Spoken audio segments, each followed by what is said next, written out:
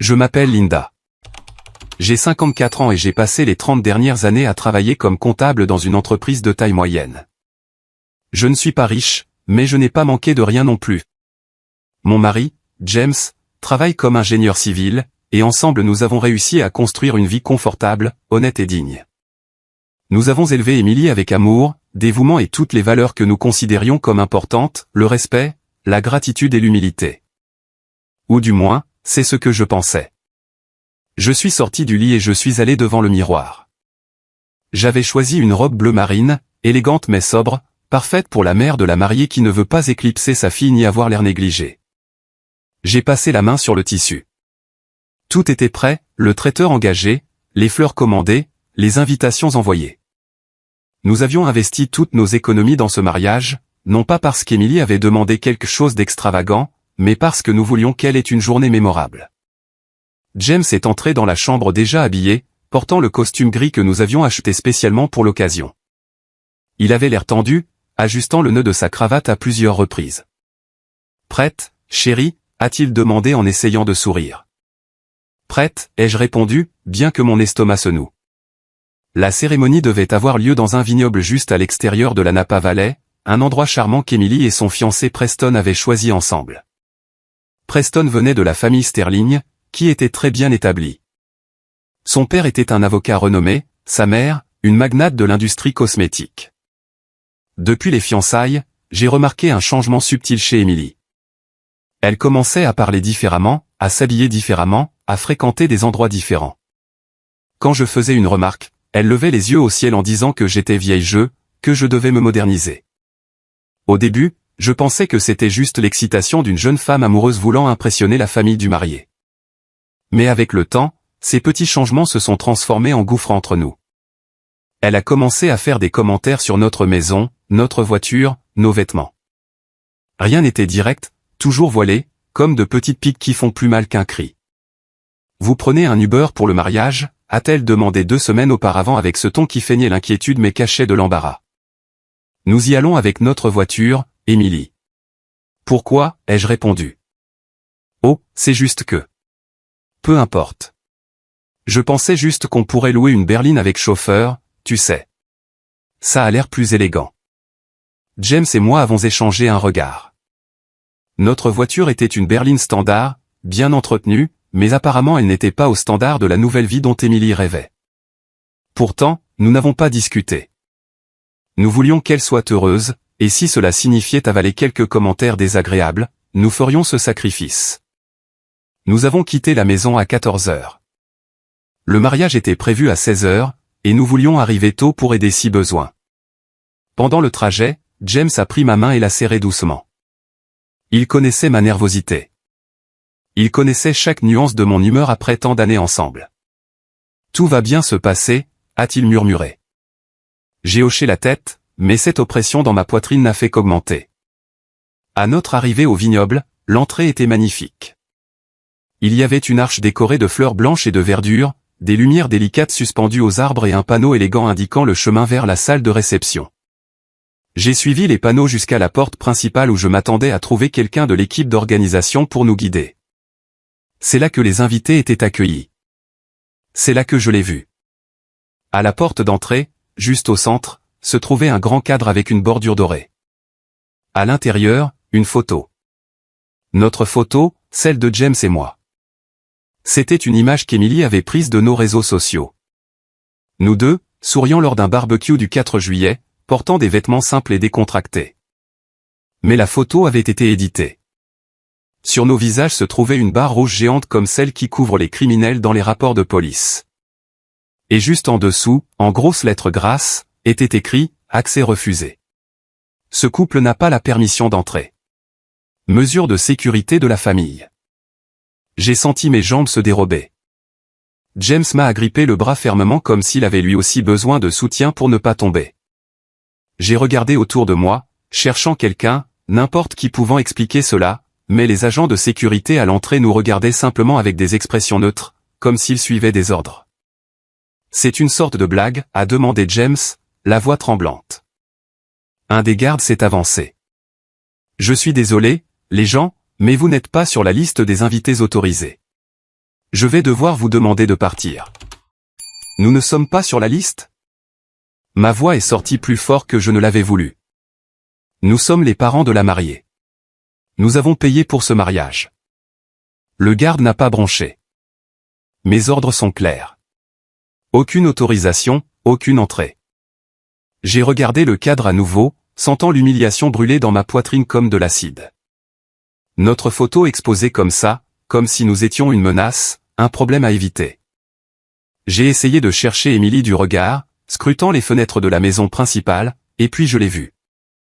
Elle était sur le balcon du 2e étage, magnifique dans sa robe de mariée, tenant son bouquet. Mais elle ne courait pas pour nous défendre. Elle ne criait pas que c'était absurde. Elle souriait, discutant avec animation avec sa belle-mère, Victoria, qui tenait une coupe de champagne et faisait un geste dédaigneux vers le bas, comme pour dire « problème résolu ». Émilie nous a vus. Je sais qu'elle nous a vus parce que nos yeux se sont croisés pendant une brève seconde. Et dans cette seconde, j'ai vu tout ce que j'avais besoin de voir. Il n'y avait aucune surprise dans ses yeux. Aucun choc ni indignation. Il n'y avait qu'une lueur de satisfaction, comme si un obstacle gênant avait été retiré de son chemin parfait. « James », ai-je dit lentement, toujours en regardant ma fille. « Partons, Linda. » « Mais partons tout de suite. » J'ai tourné le dos à ce portail, à cette photo humiliante, à cette fille que je ne reconnaissais plus. James a hésité un instant, mais m'a suivi. Nous sommes retournés à la voiture dans un silence absolu. Je n'ai pas pleuré. Je n'ai pas crié.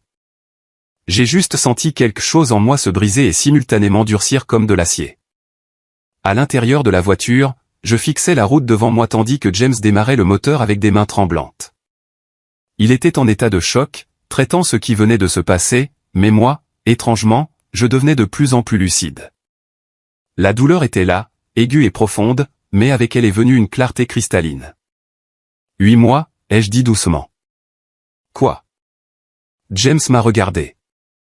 8 mois à planifier ce mariage, chaque détail, chaque centime de nos économies, et elle nous a mis dans ce cadre. James a dégluti difficilement. Linda, qu'est-ce qu'on va faire? J'ai saisi mon sac à main et l'ai ouvert, cherchant mon téléphone portable. À l'intérieur du sac se trouvait un dossier avec tous les reçus, contrats et coordonnées des prestataires. J'étais comptable, après tout. Je ne faisais jamais rien sans documenter correctement. Et en ce moment, ce trait de ma personnalité allait s'avérer extrêmement utile. Nous rentrons à la maison, ai-je dit avec un calme qui m'a surprise moi-même. Et ensuite, je vais passer quelques coups de fil. Le trajet de retour a semblé durer une éternité. Même s'il n'a pris que 40 minutes, James a conduit en silence, ses mains serrant le volant et sa mâchoire tendue. Je pouvais voir les émotions passer sur son visage, colère, tristesse, confusion, incrédulité. Il traitait la trahison de notre fille à sa manière intérieurement, tandis que j'étais déjà 3 étapes en avance, planifiant exactement quoi faire. Lorsque nous nous sommes garés devant notre immeuble, James a coupé le moteur mais n'est pas sorti immédiatement. Il est resté là à fixer le vide jusqu'à ce qu'il dise enfin, « Comment a-t-elle pu nous faire ça ?» Je n'ai pas répondu car je n'avais pas de réponse non plus. Ou plutôt, j'en avais une, mais elle était trop douloureuse à verbaliser. Émilie nous avait rejetés parce qu'elle nous considérait comme un embarras devant la famille riche dont elle faisait désormais partie. Nous étions les parents de la classe moyenne, trop communs, trop simples, pas dignes de figurer dans son conte de fées manufacturées. À l'intérieur de l'appartement, j'ai enlevé mes chaussures et je suis allé directement au bureau. James m'a suivi, toujours hébété. Je me suis assise au bureau, j'ai ouvert mon ordinateur portable et j'ai commencé à extraire tous les fichiers que j'avais enregistrés sur le mariage. Tableur, contrat, reçu, email, tout était là, organisé, chaque transaction documentée. « Qu'est-ce que tu vas faire ?» a demandé James, appuyé contre l'encadrement de la porte. « Je vais annuler tout ce qui peut encore l'être, et je vais demander le remboursement de tout ce qui a été payé. » Il a cligné des yeux, confus. « Comment ? Le mariage a déjà commencé. » « Exactement. Je vais appeler chaque prestataire dès maintenant et les informer que le paiement a été suspendu. » James est devenu pâle. « Linda, ça va ruiner la fête. » « Parfait, » ai-je répondu sans détacher mes yeux de l'écran. Elle a ruiné mon cœur. Maintenant, nous sommes quittes. Je pouvais sentir James lutter intérieurement. C'était un homme bon, parfois trop généreux. Une partie de lui voulait encore croire qu'il s'agissait d'un malentendu, qu'Emily ne l'avait pas fait exprès. Mais je connaissais ma fille mieux que quiconque. Je l'avais élevée, bercée quand elle pleurait, lui avais appris à marcher, applaudi chaque réussite, et c'est exactement parce que je la connaissais si bien que je savais que ce n'était pas un malentendu. C'était un choix délibéré. J'ai décroché le téléphone et composé le premier numéro de ma liste. Le traiteur. Bonjour, Michael. Ici Linda Miller. Comment allez-vous? Écoutez, je dois parler du mariage de ma fille qui a lieu en ce moment. Oui, c'est celui-là. Je dois vous informer que j'arrête le paiement immédiatement. À l'autre bout du fil, Michael est resté silencieux quelques secondes avant de bégayer. Quoi? Comment, Madame Miller? Le service a déjà commencé. L'équipe est déjà sur place. Je sais. Et tous les contrats signés sont à mon nom. Correct. Je suis la partie contractante. Et en tant que partie contractante, j'exerce mon droit d'annulation. Mais madame, la fête est en cours. Il y a 200 personnes là-bas. Ce n'est pas mon problème, Michael. Vous avez deux options. Soit vous suspendez le service et retirez votre équipe immédiatement, soit vous continuez à servir, mais au seul risque et frais de la famille du marié. Je ne paierai plus un centime, et si vous essayez de me poursuivre, vous trouverez tous nos contrats en parfaite règle légale. J'ai veillé à cela. Michael a encore essayé de discuter, mais je connaissais déjà mes droits. J'avais inclus des clauses d'annulation dans tous les contrats précisément parce que je suis prudente par nature. Je n'aurais jamais imaginé utiliser ces clauses de cette façon, mais la vie a ses ironies. J'ai raccroché et j'ai immédiatement appelé le suivant, le DJ, David. Linda Miller, j'ai besoin que vous arrêtiez la musique immédiatement et que vous quittiez l'événement. Non, ce n'est pas une urgence. C'est une annulation de contrat. Oui. Maintenant, vous avez 30 minutes pour emballer votre équipement. Après ce délai, je ne suis responsable de rien. Un par un, je suis passé par tous les prestataires, l'entreprise de son et lumière, le photographe, le vidéaste, le fleuriste, même l'équipe de serveurs supplémentaires que nous avions engagés. À chacun, j'ai transmis le même message, service annulé. Partez immédiatement. Toute continuation sera aux frais de ceux qui restent. James était assis dans le fauteuil, la tête dans ses mains. Quand j'ai terminé le dernier appel, il m'a regardé avec une expression qui mélangeait admiration et horreur. Tu l'as vraiment fait. Je l'ai fait, ai-je répondu, sentant un vide dans ma poitrine. Et je n'ai pas encore fini. J'ai pris mon téléphone personnel et ouvert mon application bancaire. Il y avait toutes les transactions des derniers mois. La robe de mariée, $4000. Les alliances, $1500. Le lieu, $3000 juste pour la compte. Le décor, $3500. Le traiteur, $6000. Et ainsi de suite. Au total, nous avions investi plus de $60 000 dans ce mariage. C'était pratiquement toutes nos économies des 5 dernières années. Mais voici la partie qu'Emily ne savait pas.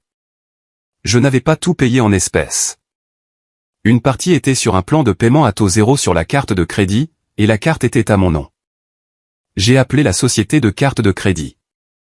Bonjour. Je voudrais contester plusieurs frais. Oui, ce sont des achats de grande valeur qui n'ont pas été autorisés correctement. J'ai besoin de suspendre les paiements en cours et de demander un remboursement sur les futurs versements. Le représentant était efficace. En 20 minutes, tous les futurs paiements étaient bloqués.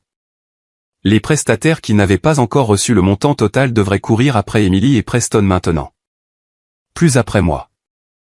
Quand j'ai raccroché, j'ai ressenti un étrange mélange de soulagement et de tristesse. Soulagement d'avoir pris position, de ne pas avoir simplement accepté cette humiliation en silence. Tristesse parce que cela signifiait que ma relation avec ma fille était irrémédiablement détruite. Le téléphone portable a commencé à sonner. C'était un numéro que je ne reconnaissais pas. J'ai répondu. Allô, Linda. La voix hystérique de Victoria, la mère du marié, a crié à l'autre bout. Que as-tu fait? La musique s'est arrêtée. Le traiteur emballe tout.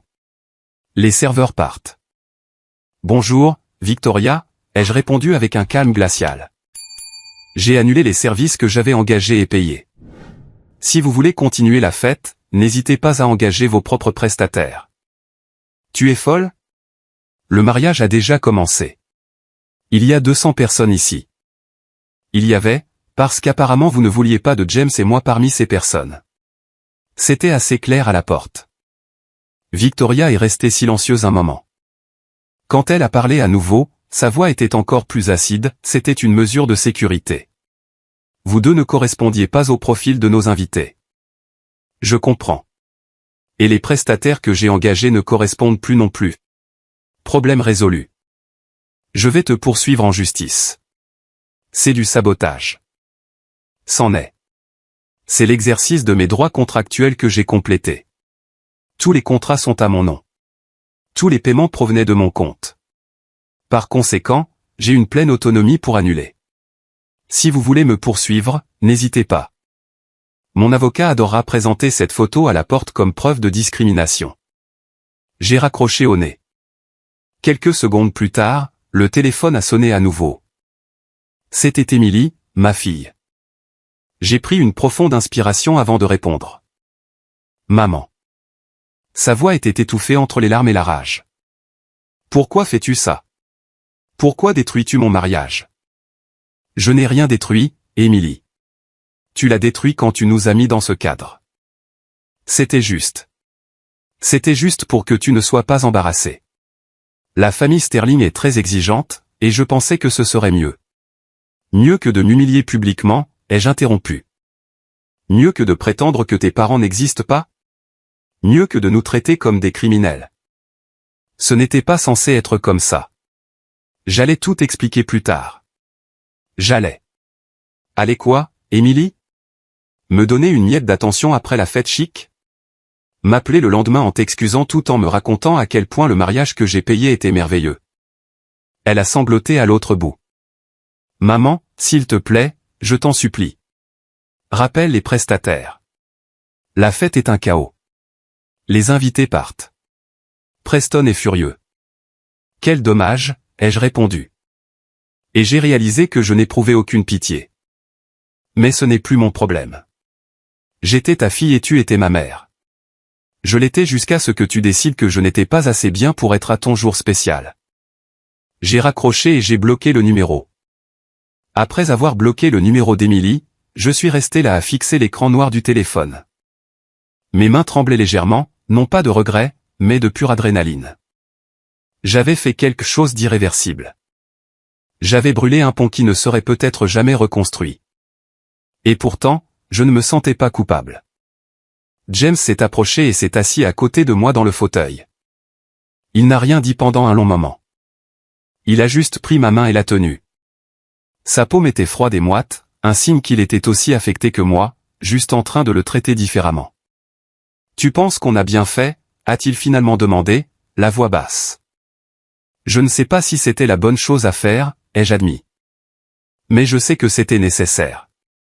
Elle avait besoin de comprendre qu'elle ne peut pas traiter les gens comme ça, surtout pas les parents qui ont tout sacrifié pour elle. James a hoché la tête lentement.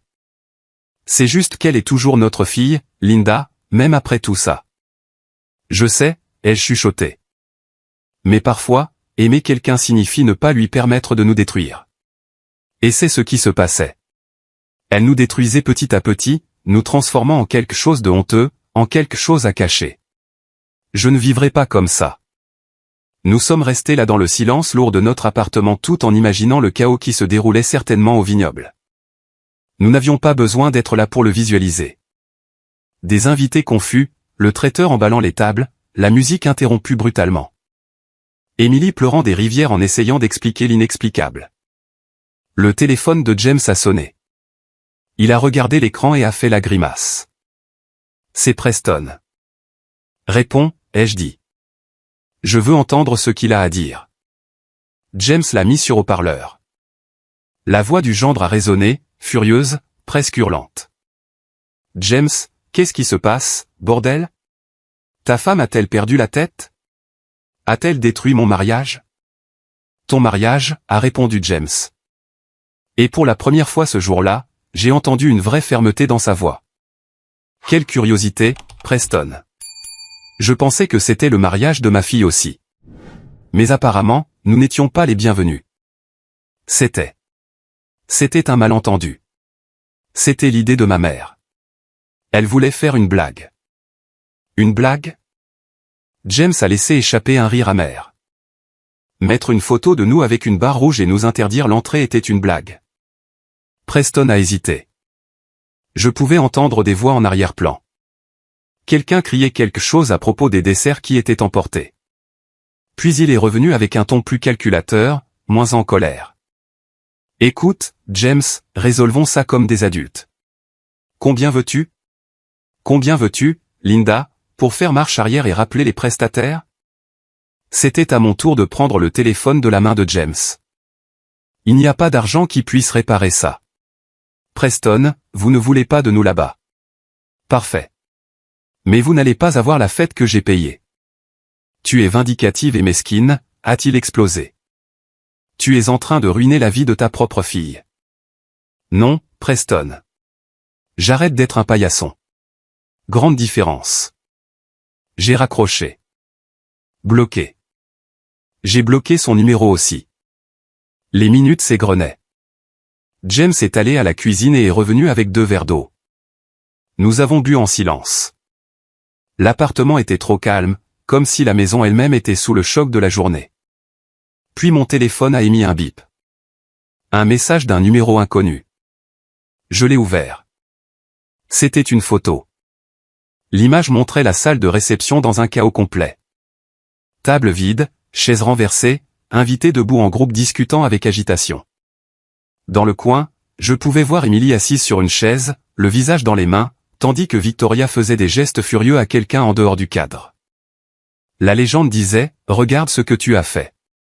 J'espère que tu es heureuse. » Je ne reconnaissais pas le numéro, mais j'ai supposé qu'il s'agissait d'un proche de Preston ou d'un invité indigné qui a obtenu mon contact d'une manière ou d'une autre.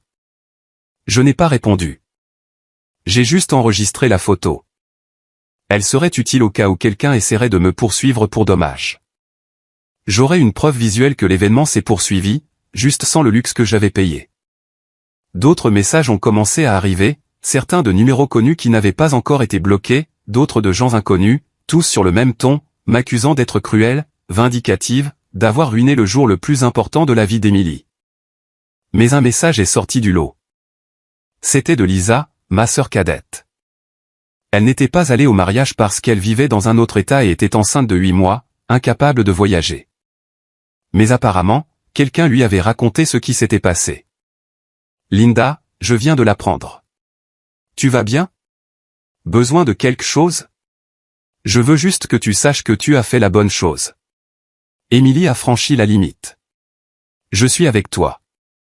Ces quelques mots m'ont touché d'une manière à laquelle je ne m'attendais pas. Mes yeux ont brûlé et, pour la première fois depuis que j'ai vu ce cadre à la porte, j'ai pleuré. Pas des pleurs hystériques, mais des larmes silencieuses de soulagement, sachant qu'au moins une personne dans la famille comprenait, me soutenait, ne me jugeait pas comme le monstre qu'Emily peignait probablement à tout le monde. James a vu mes larmes et m'a serré dans ses bras.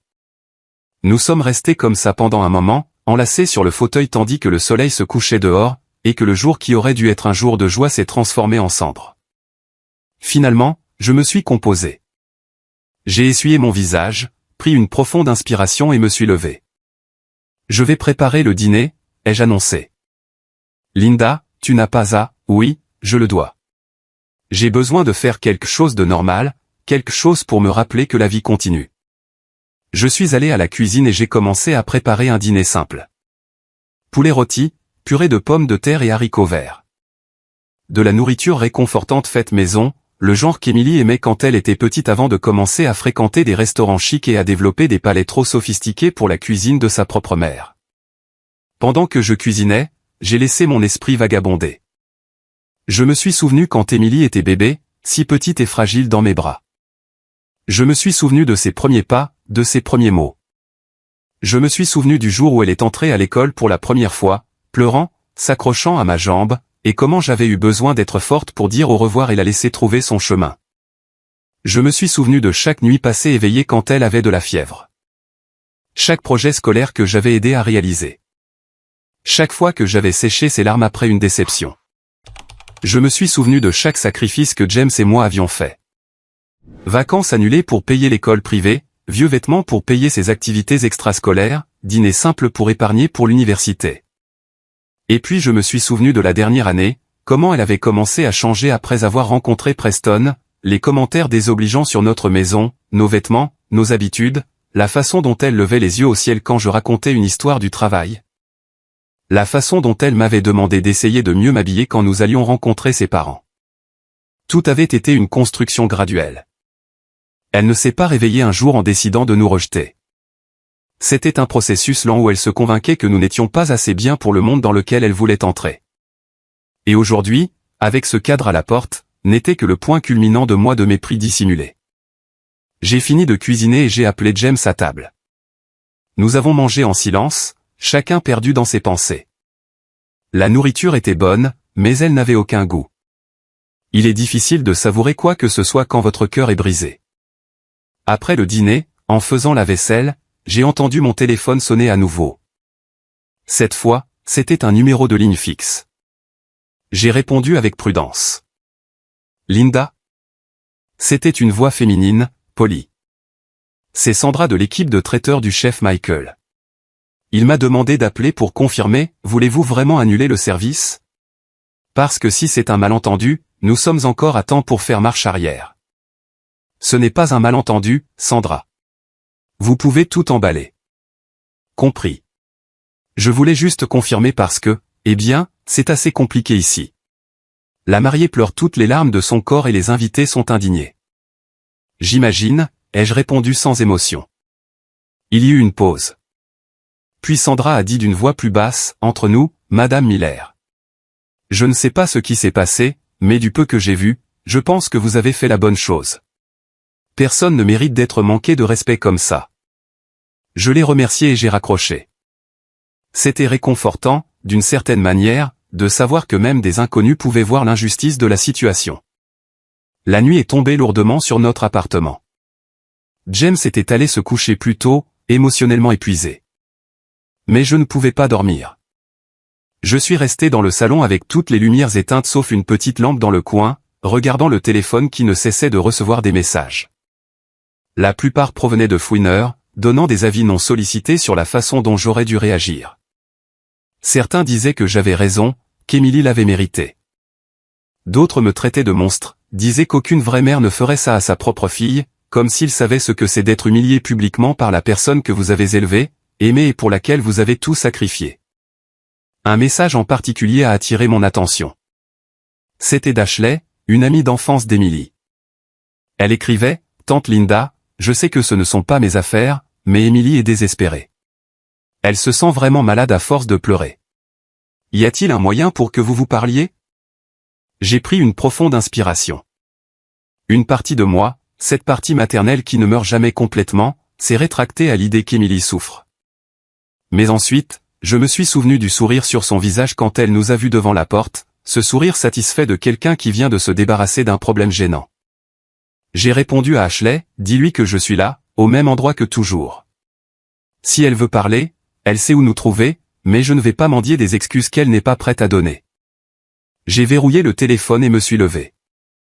Je suis allé dans la chambre d'Emily, qui était maintenant vide depuis qu'elle avait emménagé avec Preston il y a 3 mois, et j'ai allumé la lumière. La chambre était exactement comme elle l'avait laissée, propre, organisée, mais vide de vie. Elle avait tout pris ce qu'elle considérait comme important. Ce qu'il restait n'était que des souvenirs placardés sur les murs à travers des cadres photos et de vieilles affiches. J'ai regardé une photo en particulier, Emily à 10 ans, souriante sans ses dents de devant, m'enlaçant fort tandis que je la soulevais du sol.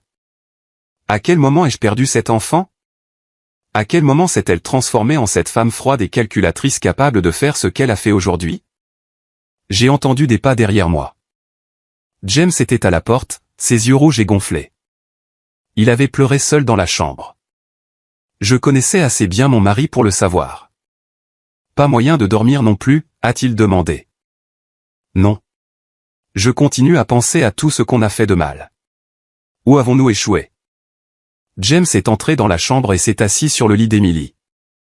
Je ne sais pas si nous avons échoué, Linda. Je pense que nous avons juste trop aimé. Nous lui avons donné tout ce qu'elle a demandé. Nous l'avons protégée de chaque difficulté. Peut-être qu'elle n'a jamais appris la valeur des choses parce qu'elle n'a jamais eu à se battre pour rien. Ces mots m'ont fait mal parce qu'ils contenaient une vérité. Nous avions été des parents protecteurs à l'extrême.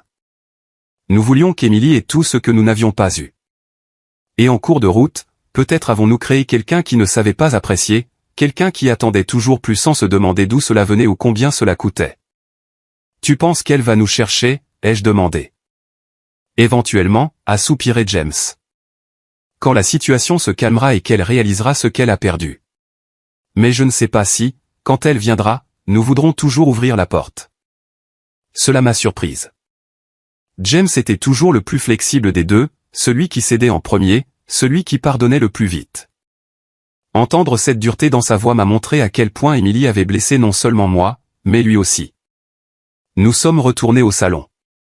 James a allumé la télévision, plus pour avoir un bruit de fond que pour vraiment regarder quoi que ce soit. Nous sommes restés là, côte à côte sur le canapé, faisant semblant de faire attention à un vieux film qui passait alors que nos esprits restaient piégés dans les événements de la journée. Vers minuit, la sonnette a retenti.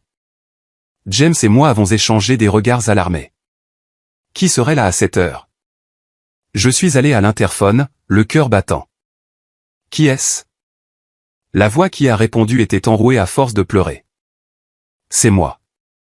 Maman, s'il te plaît, laisse-moi entrer. J'ai besoin de vous parler. Émilie?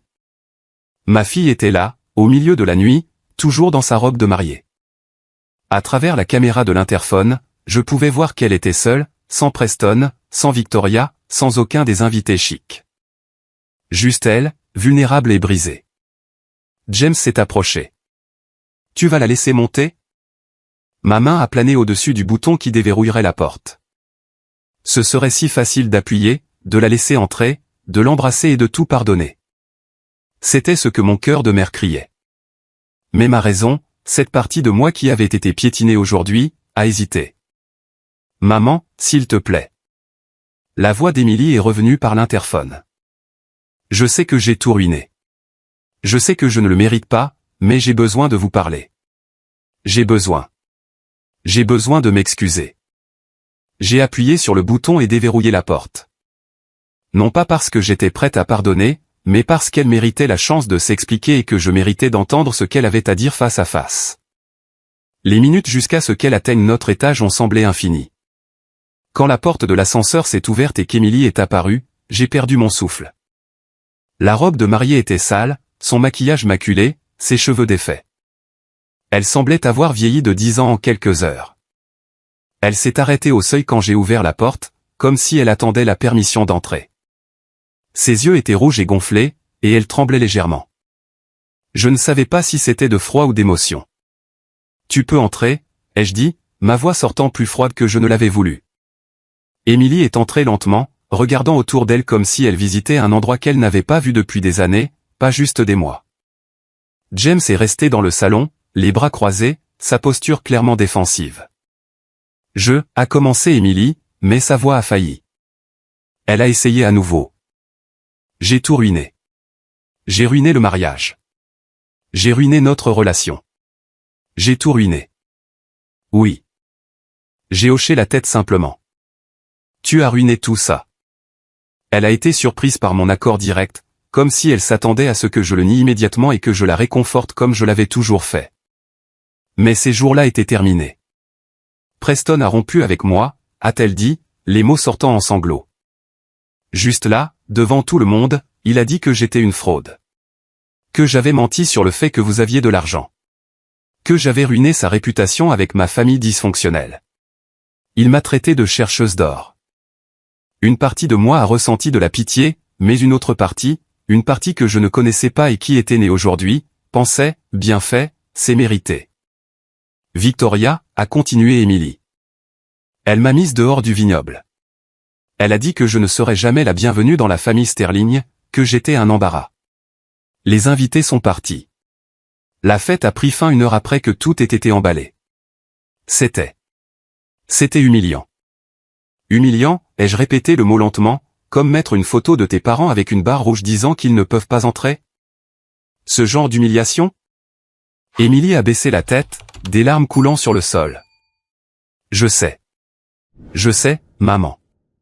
Je n'ai aucune excuse. Je voulais juste tellement faire partie de ce monde. Leur monde où tout est parfait et glamouré. Et je pensais que vous ne correspondiez pas. Mieux pour toi, ai-je corrigé. Pas pour tout le monde. Pour toi? Parce que tu avais honte de nous. Je l'avais, a-t-elle crié soudainement, levant son visage humide. J'avais honte. Oui. Tu ne comprends pas ce que c'est d'être toujours entouré de gens qui ont tout, qui n'ont jamais eu à se soucier de l'argent, qui voyagent à l'étranger chaque année, qui portent des vêtements de marque, qui ne sont pas nous. Qui ne sont pas nous, a terminé James pour elle, sa voix lourde de déception. Émilie a sangloté plus fort. Je sais comment ça sonne. Je sais que ça ressemble au fait que je suis une personne horrible, et peut-être que je le suis, mais je voulais juste. Je voulais être comme eux. Et pour appartenir, tu avais besoin de nous effacer, ai-je dit, de nous transformer en quelque chose de honteux qui devait rester caché. Émilie, nous t'avons donné tout. Tout. Et tu nous as jetés à la poubelle comme si nous étions des déchets. Émilie était là, debout au milieu de notre salon, ressemblant à un enfant perdu, malgré la robe de mariée coûteuse qu'elle portait. Elle a essuyé son visage avec le revers de sa main, maculant encore plus le maquillage détruit. Je sais que je n'ai pas le droit de demander quoi que ce soit, a-t-elle dit d'une voix tremblante. Mais j'ai besoin d'un endroit pour dormir ce soir.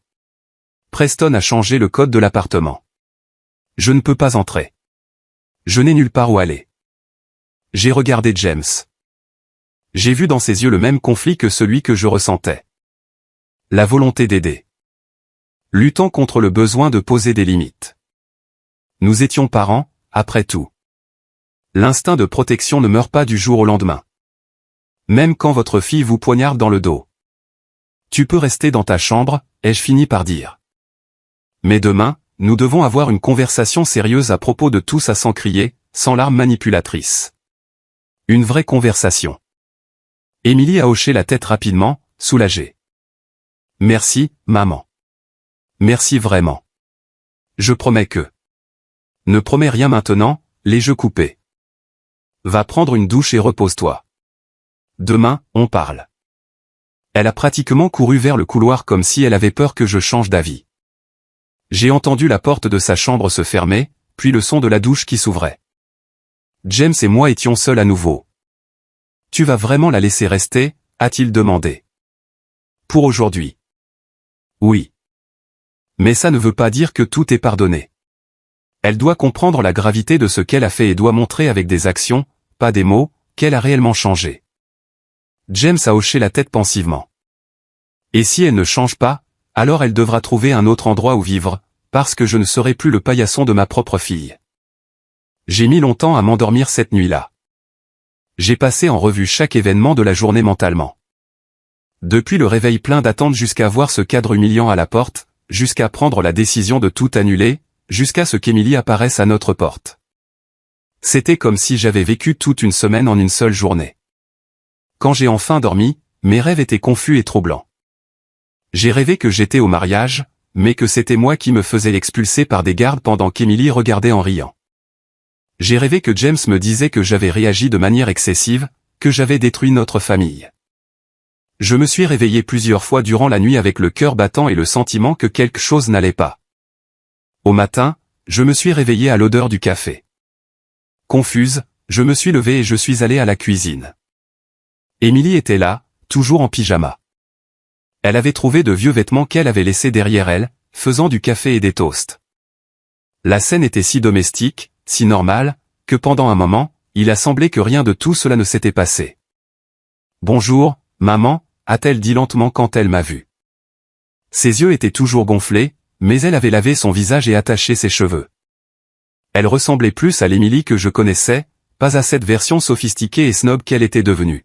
« Bonjour », ai-je répondu, traitant encore la scène. « J'ai fait du café. Comment tu l'aimes ?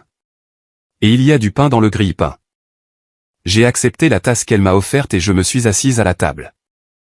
James est apparu juste après, tout aussi surpris que moi par la scène. Pendant le petit déjeuner, nous sommes restés dans le silence.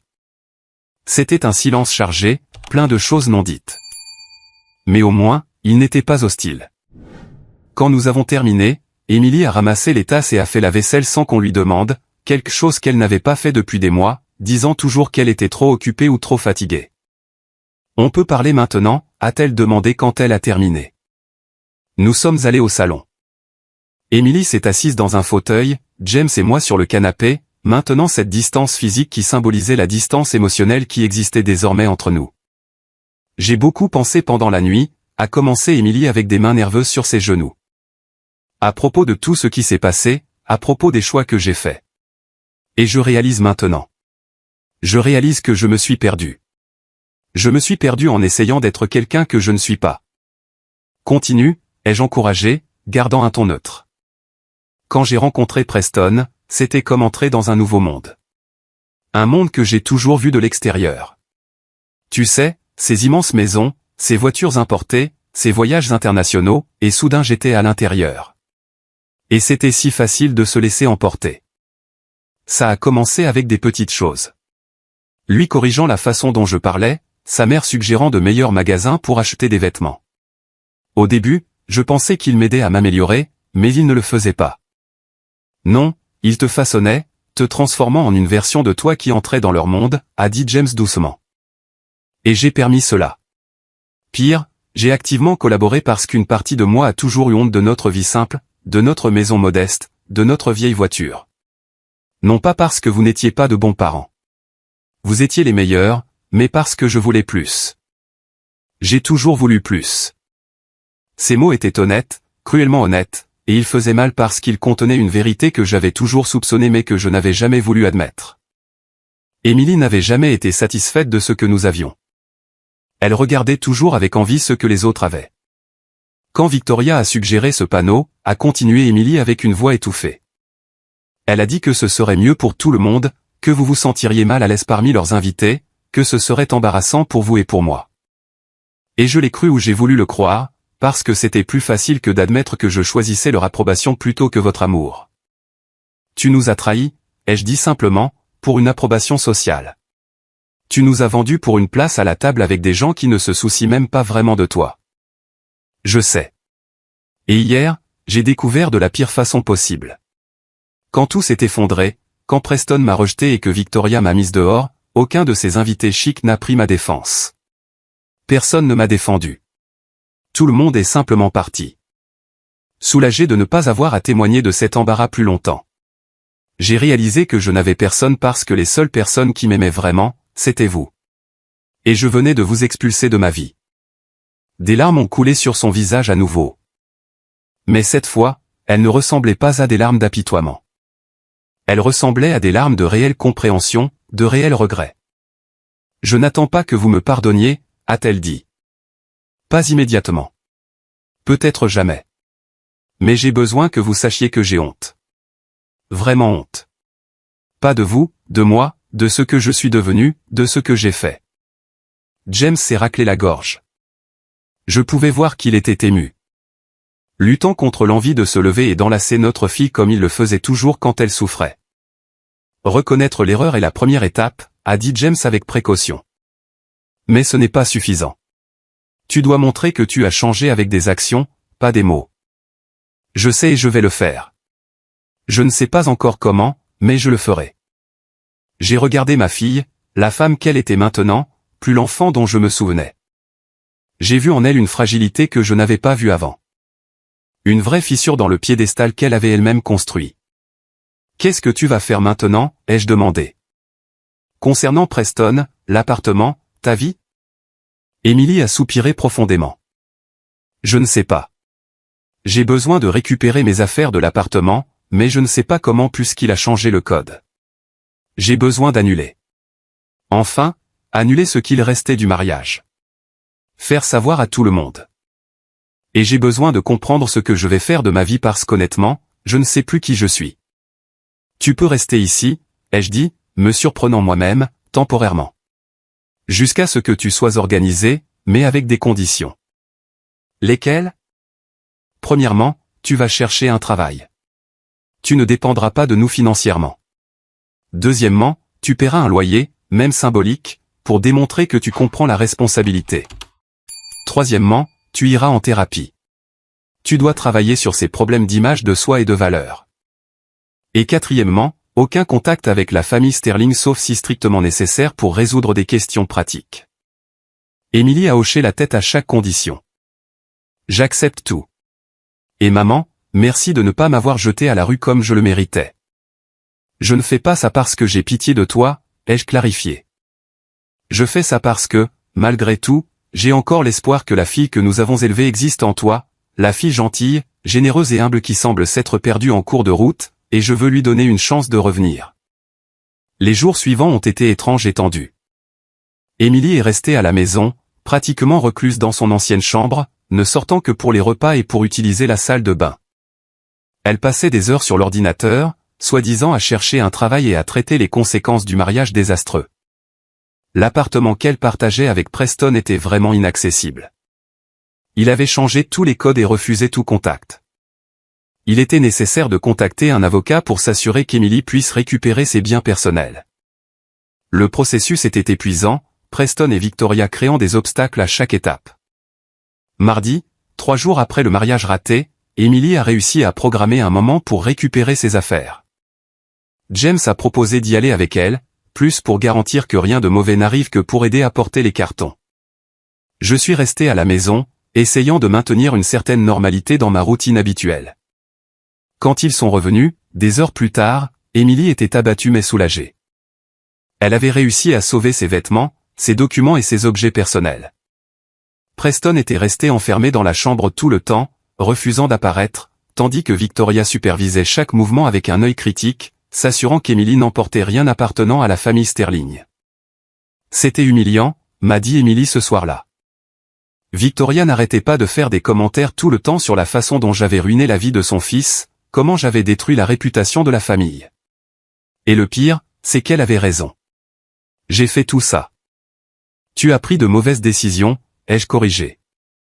Mais ils ne sont pas des victimes innocentes non plus là-dedans. Ce cadre était l'idée de Victoria. Elle était cruelle et élitiste. Tu es tombé dans son jeu, mais c'est elle qui a commencé le jeu. Émilie a hoché la tête pensivement. Tu sais ce qui est drôle?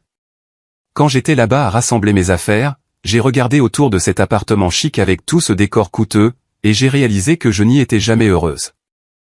J'étais toujours tendue, toujours en train d'essayer d'être parfaite, toujours peur de faire quelque chose de mal et de décevoir Preston ou sa mère. C'était une cage dorée. Et maintenant, tu es libre, a dit James, posant sa main sur son épaule. Dans les jours suivants, Émilie a commencé à montrer des signes réels de changement. Elle a obtenu un travail temporaire dans un magasin de vêtements du centre commercial. Rien de glamour, mais c'était honnête et payé assez pour qu'elle contribue à la maison comme promis. Elle a aussi commencé à aller en thérapie en ligne, chose sur laquelle j'ai insisté pour que ce soit non négociable. Les séances semblaient aider. Elle revenait de celle-ci plus réfléchie, commentant parfois des choses qu'elle avait découvertes sur elle-même. La thérapeute a dit, j'ai le syndrome de l'imposteur, m'a-t-elle dit une fois. Que je me suis toujours sentie inadéquate et que j'ai essayé de compenser en prétendant être quelqu'un que je n'étais pas. Et maintenant? Et maintenant? J'essaie de découvrir qui je suis vraiment sans masque, sans faux semblant, juste moi. C'était gratifiant de voir ce voyage, mais je maintenais une certaine distance émotionnelle. J'avais été blessé profondément et je savais que la guérison prendrait du temps. James avait plus de facilité à pardonner. Il avait toujours le cœur plus tendre, mais j'avais besoin de voir de la cohérence avant d'ouvrir complètement ma garde à nouveau. Un mois après le mariage raté, quelque chose d'inattendu est arrivé. Je rentrais de l'épicerie quand j'ai croisé Victoria dans la rue. Elle sortait d'un magasin de luxe chargé de sacs quand nos yeux se sont rencontrés. Pendant un moment, j'ai pensé qu'elle m'ignorerait simplement et continuerait son chemin, mais elle s'est arrêtée, a ajusté ses lunettes de soleil et a marché droit vers moi. Linda, a-t-elle dit, le nom sortant de sa bouche comme si c'était quelque chose d'aigre. Victoria, ai-je répondu sur le même ton. J'imagine que tu es satisfaite, a-t-elle commencé avec cet air de supériorité qui semblait permanent. Tu as détruit le mariage de mon fils. Tu as ruiné la réputation de ma famille. Tu dois être très fier. Je n'ai rien détruit, ai-je répondu calmement. Bien que mon sang bouillait. J'ai juste refusé de financer une fête à laquelle j'étais banni d'assister. Tu te souviens de cette photo à la porte? C'était ton idée, n'est-ce pas? Victoria a eu la décence d'avoir l'air légèrement mal à l'aise, mais s'est reprise rapidement. C'était une mesure nécessaire. Vous deux ne correspondiez pas au profil de nos invités. Cela aurait été embarrassant pour tout le monde. Embarrassant, ai-je répété, laissant échapper un rire amer. Tu sais ce qui est embarrassant, Victoria? C'est d'élever un fils gâté, endetté jusqu'au cou, qui ne se soucie que des apparences. C'est de prétendre avoir une vie glamour alors qu'on est à peine capable de payer les factures. Parce que je sais, Victoria, je sais pour les dettes de Preston, pour l'appartement qui est sur le point d'être saisi par la banque. Ma fille m'a tout dit. Le visage de Victoria est devenu rouge. Tu ne sais rien. J'en sais plus que tu ne l'imagines. Et tu sais quoi d'autre? Je suis heureuse que tout se soit effondré parce que ma fille a échappé à entrer définitivement dans votre famille toxique pleine de dettes et de faux-semblants. Elle a peut-être fait des erreurs, mais au moins elle a encore le temps de les réparer. Au lieu de cela, toi et ton fils allez rester piégés dans ce mensonge que vous avez construit. J'ai laissé Victoria là, la bouche bée et furieuse, et j'ai continué mon chemin la tête haute. C'était libérateur de dire tout ça, de jeter la vérité à son visage sans peur. Pour la première fois depuis des semaines, j'ai senti que j'avais complètement récupéré ma dignité. Quand je suis arrivé à la maison et que j'ai raconté à James la rencontre, il a ri. Tu as vraiment dit tout ça? Je l'ai fait, et ça valait chaque mot. Emily était dans la chambre mais avait entendu notre conversation. Elle est sortie avec une expression étrange sur le visage. Victoria était dans la rue? Elle l'était et a essayé de me blâmer pour tout ce qui est arrivé. Qu'est-ce que tu lui as dit? La vérité. Qu'elle et sa famille sont une fraude et que tu étais chanceuse de t'échapper. Emily s'est assise dans le fauteuil, pensive. Tu sais, maman, pendant longtemps j'ai envié leur vie. J'ai pensé que c'était le monde dont je voulais faire partie. Mais maintenant, en regardant de l'extérieur, je réalise que c'était tout faux. Le luxe, l'élégance, le statut, tout construit sur des mensonges et des dettes. La seule chose réelle que j'avais était ici avec vous. Ces mots m'ont ému plus que je ne m'y attendais. J'ai senti mes yeux brûler mais j'ai cligné rapidement pour chasser les larmes. J'espère que tu crois vraiment ça, ai-je dit. Parce que si c'est juste une autre chose que tu dis pour nous plaire. Ce ne l'est pas, a interrompu Emily fermement. J'ai appris, maman. De la manière la plus dure possible. Mais j'ai appris, les vraies valeurs ne peuvent pas s'acheter. Et la vraie famille ne t'abandonne pas quand les choses deviennent difficiles. Vous aviez tous les droits de m'abandonner après ce que j'ai fait, mais vous ne l'avez pas fait. Et ça vaut plus que n'importe quel mariage chic ou appartement de luxe.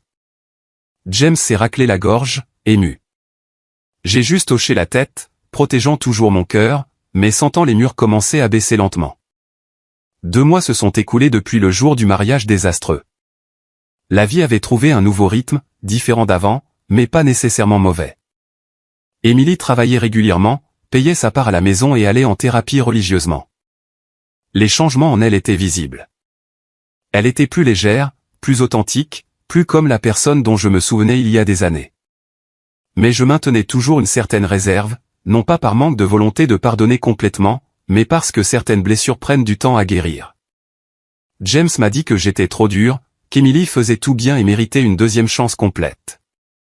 Et il avait raison jusqu'à un certain point, mais j'avais besoin de mon propre temps.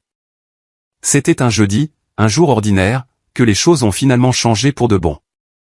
Je rentrais du marché quand j'ai reçu un appel d'un numéro inconnu. J'ai failli ne pas répondre, pensant que c'était du spam, mais quelque chose m'a fait accepter l'appel. Allô, Linda Miller? La voix était masculine. Formelle. Oui, c'est elle. Ici le docteur Stevens de l'hôpital général. Nous appelons parce que vous êtes répertorié comme le contact d'urgence d'Emily Miller. Il y a eu un accident. Mon cœur s'est arrêté. Quel genre d'accident? Est-ce qu'elle va bien? Elle a été renversée par une voiture en traversant la rue. Elle est consciente, mais nous devons faire des tests. Pouvez-vous venir ici? J'ai tout laissé tomber au travail et je suis parti en courant. J'ai appelé James en chemin qui a dit qu'il irait aussi directement à l'hôpital. Mon esprit était dans une panique absolue, imaginant les pires scénarios, toutes les rancœurs, toute la colère accumulée. Tout a disparu en un instant. Tout ce qui importait, c'était que ma fille soit blessée et ait besoin de moi. Quand je suis arrivé à l'hôpital, je suis allé directement aux urgences. J'ai trouvé Émilie allongée sur un brancard avec une coupure au front en train d'être nettoyée par une infirmière. Elle était pâle mais consciente. Et quand elle m'a vu, ses yeux se sont remplis de larmes. « Maman » a-t-elle dit d'une voix faible. Je suis allé vers elle et lui ai tenu la main. « Je suis ici, chérie. Je suis ici. » J'avais si peur, a-t-elle confessé, des larmes coulant sur ses joues. Si peur de mourir sans avoir réparé les choses correctement avec vous, sans que vous m'ayez pardonné pour de vrai. Mon cœur s'est brisé. Ne dis pas de bêtises. Tu vas très bien t'en sortir. Et concernant le pardon, Émilie, je n'ai jamais cessé de t'aimer. Je me suis senti blessé, déçu, mais je n'ai jamais cessé de t'aimer. Je sais et je ne le mérite pas. Je ne mérite pas ton amour. Je ne mérite pas que tu sois venu ici en courant. Je ne mérite pas, ça suffit, ai-je interrompu doucement, essuyant les larmes de son visage soigneusement pour ne pas toucher la plaie. Tu es ma fille. Tu seras toujours ma fille. Et oui, tu as fait une énorme erreur. Tu m'as blessé d'une façon que je n'aurais jamais imaginé possible. Mais je vois que tu es en train de changer, que tu essaies d'être une meilleure personne, et ça compte. James est arrivé à ce moment-là, essoufflé d'avoir couru dans les couloirs. Quand il a vu Émilie, son visage s'est illuminé de soulagement. Il nous a rejointes et nous sommes restés là, les trois, comme une famille unie à nouveau. Les tests ont montré qu'Émilie avait eu de la chance. À part la coupure au front qui nécessitait quelques points de suture, il n'y avait que des bleus et des éraflures. Rien de cassé, aucun dommage grave. Le médecin a dit qu'elle pouvait rentrer à la maison le jour même, mais qu'elle avait besoin de repos. Sur le chemin du retour, Émilie était calme sur la banquette arrière de la voiture. Je me suis tourné pour la regarder et j'ai vu qu'elle pleurait en silence. « Qu'est-ce qui ne va pas ?» ai-je demandé. « Aujourd'hui, j'ai réalisé quelque chose » a-t-elle dit, essuyant ses yeux. Quand cette voiture est venue dans ma direction, et que j'ai pensé que j'allais mourir. Tu sais quelle a été ma première pensée? Quoi? Que je ne voulais pas mourir sans avoir récupéré ma maman, sans avoir récupéré mon papa. Je n'ai pas pensé à Preston. Je n'ai pas pensé à la vie chic que je voulais. Je n'ai pensé à rien de matériel. J'ai pensé à vous et j'ai réalisé que vous étiez toujours tout ce dont j'avais vraiment besoin. Mais j'étais trop aveugle pour le voir. J'ai tendu la main vers l'arrière et lui ai tenu la main. Bon retour, ma fille. Cette nuit-là, j'ai pris soin d'Émilie comme je ne l'avais pas fait depuis des années. J'ai préparé son plat préféré, arrangé ses oreillers, appliqué le médicament sur les plaies, et elle l'a permis sans se plaindre, sans prétendre qu'elle était trop indépendante pour avoir besoin de sa mère. Il y avait une vulnérabilité en elle qui était rafraîchissante, réelle. Dans les jours suivants, alors qu'Émilie récupérait à la maison, nous avons eu de longues conversations, de vraies conversations, pas celles superficielles que nous avions eues pendant des mois. Elle m'a parlé de la pression qu'elle ressentait pour impressionner les Sterling, sur la façon dont Victoria la critiquait constamment et la faisait se sentir inférieure, sur la façon dont Preston était contrôlant et manipulateur de manière qu'elle n'a perçu qu'après que tout soit fini. Il me faisait me sentir chanceuse d'être avec lui, a-t-elle confessé. Comme si je devais le remercier chaque jour de m'avoir choisi, même si je venais d'une famille simple, et je l'ai cru. Je pensais qu'il me faisait une faveur, que je devais me mouler à ce qu'il voulait pour mériter cette relation. Ce n'est pas de l'amour, ai-je dit fermement. Le vrai amour ne te fait pas te sentir inférieur. Il te fait te sentir valorisé exactement tel que tu es. Émilie a hoché la tête. Je le vois maintenant, surtout quand je compare avec vous. Vous m'avez toujours aimé inconditionnellement. Même quand j'étais horrible avec vous, même quand je vous ai rejeté de la pire façon possible, vous n'avez pas abandonné. C'est ça l'amour. J'ai senti quelque chose en moi enfin guérir. Les blessures étaient toujours là. Les cicatrices resteraient, mais le saignement s'était arrêté. Je te pardonne, ai-je dit, et j'ai réalisé que c'était vrai, complètement. Cela ne signifie pas que je vais oublier ce qui s'est passé, mais cela signifie que je ne vais plus laisser cela définir notre relation à l'avenir. Émilie a recommencé à pleurer. Elle était très émotive depuis l'accident. Merci, maman. Tu ne sais pas combien cela signifie pour moi. Je promets que je vais passer le reste de ma vie à montrer que je mérite ce pardon. Ne fais pas ça pour mériter mon pardon, ai-je dit. Fais-le pour toi. Sois la meilleure version de toi que tu puisses être. Pas pour mon approbation, mais parce que tu mérites d'être heureuse en étant authentique. 6 mois après le mariage raté, ma vie était méconnaissable par rapport à ce jour terrible.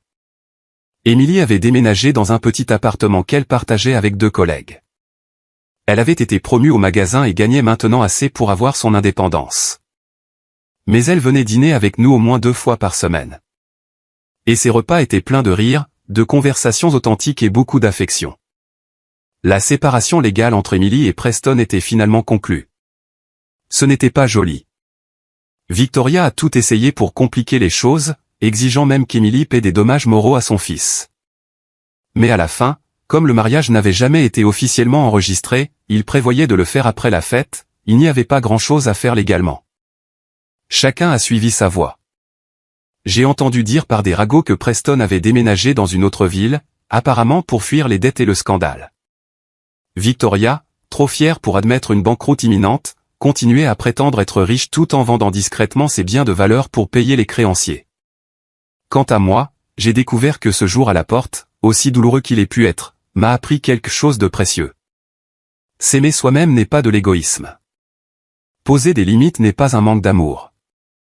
Et parfois, laisser quelqu'un faire face aux conséquences de ses actes est la plus grande preuve d'amour que vous puissiez donner. Émilie a appris la leçon aussi. Elle construisait une vie basée sur de vraies valeurs, pas sur les apparences. Elle avait de vrais amis, pas des contacts sociaux stratégiques. Elle sortait avec un gars qu'elle avait rencontré en thérapie de groupe. Quelqu'un de doux, humble, qui travaillait comme enseignant et l'aimait pour qui elle était, pas pour qui elle prétendait être. Maman, m'a dit Émilie un jour alors que nous aidions à préparer le déjeuner. Je ne t'ai jamais remercié pour avoir fait ce que tu as fait ce jour-là, pour avoir tout annulé. Tu m'as déjà remercié plusieurs fois, ai-je répondu, coupant des légumes. Non, mais j'ai besoin que tu comprennes. Si tu n'avais pas fait ça, je me serais marié et cela aurait été la plus grosse erreur de ma vie. Je serais resté piégé dans un mariage misérable, essayant de sauver les apparences, me détruisant petit à petit. Tu m'as sauvé de moi-même. J'ai arrêté ce que je faisais et les regarder. Tu aurais fini par le réaliser. Peut-être que cela aurait pris plus de temps. Mais tu l'aurais réalisé. Peut-être ou peut-être pas. Peut-être que je serais resté piégé dans ce mensonge pour toujours, peur d'admettre que j'avais fait une erreur. Mais tu as forcé tout à exploser d'un coup. Et bien que ce fût horrible sur le moment, c'était nécessaire. C'était libérateur, d'une certaine manière. James, qui mettait la table, s'est arrêté pour nous écouter. Tu sais ce que j'ai appris de tout ça, a-t-il dit. Que parfois, l'amour le plus dur est celui qui dit non, qui pose des conséquences. C'est plus facile de céder, de dire oui à tout, d'être le parent cool, mais cela n'aide personne à grandir. Émilie nous a enlacés tous les deux.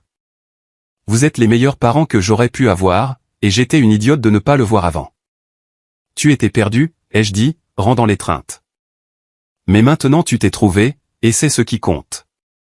Cette nuit-là, après le départ d'Émilie, James et moi sommes restés sur le balcon de l'appartement à boire du vin et à regarder les lumières de la ville.